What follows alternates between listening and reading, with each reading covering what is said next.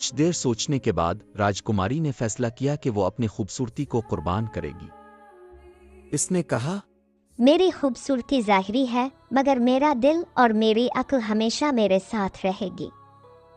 अगर जादुई दुनिया के राज जानने के लिए मुझे अपनी खूबसूरती खोनी पड़े तो मैं तैयार हूँ। अचानक सुरंग की दीवारें हिलने लगें और एक पुरस्कार रोशनी नमूदार हुई। राजकुमारी की आंखों के सामने एक दरवाज़ा खुला और अंदर एक छोटी सी तिलिस्मी चाबी रखी थी। इसने चाबी को उठाया और महसूस किया कि इसका चेहरा बदल रहा है। लेकिन हैरत की बात यह थी कि इसकी खूबसूरती तो वैसी की वैसी रही, बल्कि इसमें और ज्यादा निखार आ गया था।